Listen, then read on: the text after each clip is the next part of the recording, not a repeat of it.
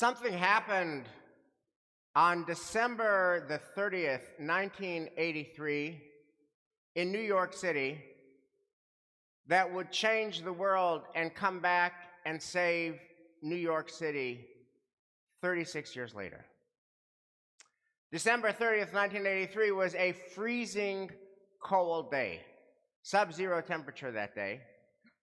And there was a New York City firefighter named Eugene Puglisi who was fixing a broken pipe in Soho. And as he's doing his business with the pipe, a Samaritan comes running up and says, "There's a fire, there's a fire." So Eugene Puglisi drops what he's doing and he runs towards the fire. And he sees a 6-story building going up in smoke. Thick smoke billowing from this building. And he can assess that, looking at it, that the origin of the fire is on the 6th floor, the top floor of this building. He runs into the building and there is a woman who is crying, my little girl, she's on the 6th floor." So Puglisi takes this woman and escorts her out of harm's way, and then he goes into the fire in search of this little girl. He climbs up 6 flights of stairs. When he gets to the top of the 6th floor, the source of the fire, there is smoke, there is thickness, there is darkness. He cannot breathe, and he cannot see, but he has a mother's cry, my little girl's on the 6th floor. So he goes on his hands and knees and starts trying to grope and feel if he can find a little girl. And thank God he does. He finds the little girl. She's not breathing. She's not conscious. He takes her on his shoulders and he runs down 6 flights of stairs. When he gets to the bottom, out of the burning building, he does mouth-to-mouth resuscitation on her and gives her to the EMT people in the ambulance. And thank God, in the ambulance, she comes to, she wakes up, she starts to cry. She's alive. That story of Eugene Puglisi's amazing rescue, up 6 flights, down 6 flights, carrying a little girl in a burning building, was the front cover story of the New York Daily News the next day. And he took that article and he laminated it and he hung it on his wall in his living room. And he always regarded saving this little girl's life as by far the most important thing he ever did in his many-year career as a firefighter. And yet, for many years, he never heard from this little girl. Her name was Deirdre Taylor.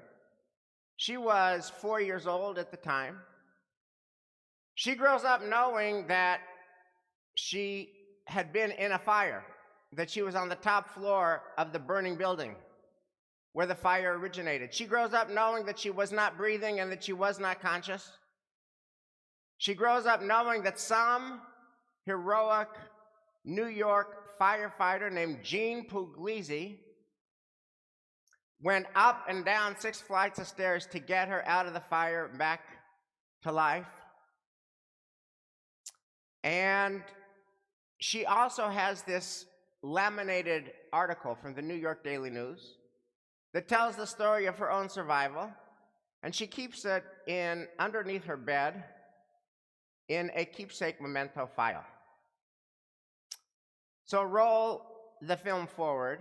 Deirdre Taylor grows up and she gets married and she has children, and her chosen career is to be a nurse in an emergency room in a hospital in Alexandria, Virginia. And the more she does this work in the emergency room, the more she is drawn to the man who saved her life. And she realizes she never thanked him. And she realizes that she should thank him, because she realizes that she is with other families on their very worst day. She's with families when they are in the emergency room. And she's with them, and with her help and that of her colleagues, hopefully most of those patients get out of the emergency room back to life, and yet she never hears from them. So she tries to reach out to Eugene Puglisi. She Googles him. She can't find him. And then she thinks, maybe he's a courageous firefighter. He came into the burning building for me. Maybe he went into the towers on 9/11. She can't find him. He is retired, living in New Jersey, and he often wonders, whatever happened to that little girl that I saved on that cold day? And she's a nurse in Virginia, and she often wonders, whatever happened to that courageous firefighter who saved me on that cold day? How do we know what the impact is of the deed that we do? Imagine you do a deed. You do a deed, and it's done. What follows from that deed? And there's a beautiful teaching in a Mishnah called Peah 1:1 that says that when we do good in the world, we don't only do good, we do infinite good. The language of the Mishnah is Ein lahem shiur. You can't count the good. You can't count it, you can't limit it, you can't quantify it, you can't contain it. Because the good that we do has a life of its own. And then it ripples. And then it echoes. And then it continues endlessly. And that's not metaphorically endlessly. That's literally endlessly. So imagine the following scenarios. I mean, this is real. You all know this. You all know this. But the language of the Mishnah, Ein lahem shiur, can't count it, can't quantify it, can't contain it. It's endless. You know this. You're a doctor or you're a nurse. You're in a medical team. And you save a life and you heal a patient. You did good. You did good. You saved that patient. But you didn't only do good, you did infinite good. Because who knows what this patient is going to do with their new lease on life that they wouldn't have had without you. You're a teacher. You inspire your student with a love of learning. You did good. You did good. You taught this student. That's fabulous. But not only good, you did infinite good. Because who knows what this student who is inspired is going to do for humanity. You raise a child. You go through Sa'ar Gidul Banim, the kishka of raising children. But the rewards for the kishka of raising children are commensurately infinite. Because who knows what this child whom you've brought into the world and lovingly raised is going to do for humanity. You are a devoted adult child to your elderly parent. That's good, but it's infinite good. Because you're setting a standard of love and concern for how the generations treat one another. Now, here's the thing that is just so important about this concept of infinite good. As long as you're alive, you can do infinite good. As long as you draw breath, like today, tomorrow, if you're alive, you wake up in the morning, you're alive, you can do infinite good. My colleague, Ed Feinstein, tells this amazing story. Ed Feinstein's father was living in an assisted living facility in California, Los Angeles, near where Ed lives. And Ed would visit him all the time. And one day, Ed drives to this assisted living facility. It's kind of like a Newbridge. There's an assisted living, and there's an independent living, and there's a hospital. It's a whole complex. And he goes there one day, and his father says, I can't see you now. I got to go. I got to go. What do you mean you can't see me now, Dad? I'm your son. Why can't you see me? I don't have time. I got to go. I got to go. I got to go. And he brushes aside, and off he goes. So Ed Feinstein goes to the nurse's desk and to the gets some information, and he says, I'm Mr. Feinstein's son. I'm basically his only visitor. He doesn't have a car. He doesn't have anywhere to go. He doesn't have anywhere to get to. I'm his only visitor, but he won't see me. Do you know why he won't see me? And he doesn't even have the time to talk and tell me why he can't see me. The nurse's desk says, oh my God, you're Mr. Feinstein's son. This is unbelievable. This nurse's desk tells Rabbi Ed Feinstein that in the hospital, they got a patient a few weeks ago, was a teenager who had been involved in a bike accident and was very badly injured. And he was being treated in one of the beds in this hospital, and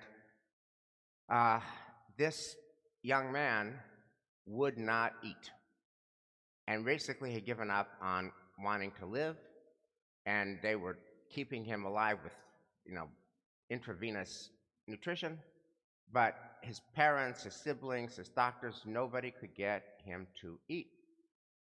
And this nurse's desk explains to Rabbi Ed Feinstein, then your dad heard about this, and your dad didn't know him, but your dad just went one afternoon to go and see him and knocked on the door and said, hey, I don't know you, you don't know me. We're just fellow citizens, fellow humans in this world. Can I sit with you? And started to talk to him and to draw him out and to listen to his story and to hear what was going on and to ask him what his thoughts were and why he was not wanting to eat. And Rabbi Feinstein's father just heard this young man, listened, and then he said, I'll tell you what, I hear all that, but would you do me a favor? Will you just eat something? If I hold one of your hands, will you just eat? And Rabbi Feinstein's father took one of this young man's hand and held it. And this young man started to eat and to revive and to come back to life. And then every night, Ed Feinstein's father would sit with this young man and would be with him and encourage him to eat so that he actually ate.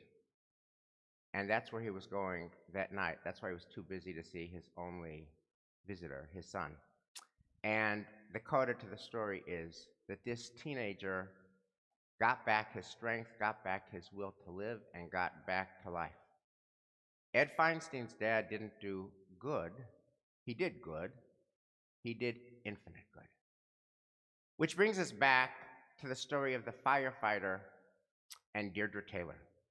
So roll the film forward 36 years. It's now March of 2020. She lives with her husband and kids in Alexandria, Virginia. And she's reading about what's happening in New York. She had left New York as a little girl shortly after the fire. And she's reading about the fact that New York is the hotspot of hotspots in March of 2020 with this pandemic. And she says to her husband and she says to her kids, I feel called. I feel claimed. I feel summoned. I feel like I have to go to New York. Can I go? And they said, by all means. She packs up and she takes one thing with her. She goes underneath her bed and she gets the laminated article from December 31, 1983, about how her life was saved as a 4-year-old girl.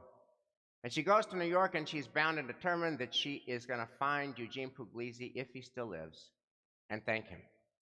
So she gets to New York and she goes to a hospital, she goes to an emergency room, and for 2 weeks, she is just on, full on, all the time. She's never seen a situation like this. She's never seen a medical crisis like this. She's just intubating the sickest COVID-19 patients, morning, noon, and night for 2 weeks, and doesn't have a minute to breathe. Finally, after 2 weeks, she has a minute to breathe. And with that minute, she takes her laminated article and she goes to the firehouse where she thinks Eugene Puglisi had served as a firefighter. And when she gets there, there's a big sign on the door that says, due to COVID-19 restrictions, no visitors are allowed.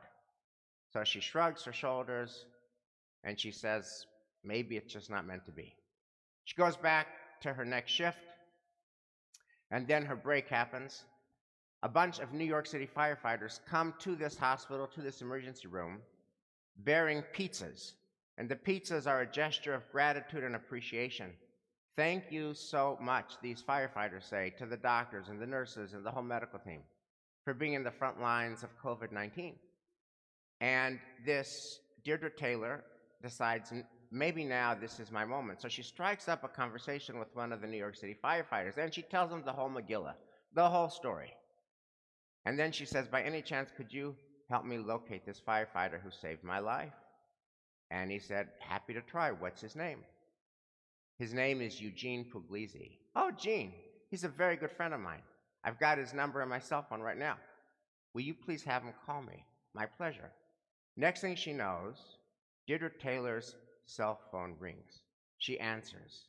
Hello, this is Gene Puglisi. I am the firefighter who saved you from that 6th floor fire so many years ago. Oh my God. Oh my God, she says. How do you thank somebody for saving your life? How do you thank somebody for putting their own life at risk in order to save your life? Thank you, thank you, thank you. Oh, really, it was the most important thing I ever did as a firefighter. Can I just ask you one odd, weird question? Ask anything you want. Well, I remember that day so clearly, and I remember getting you from the floor, and I remember walking you down the stairs, and I remember holding you, and your head was cradled in my shoulder. And as I was walking down the 6 flights, I couldn't help but notice that you had blonde hair.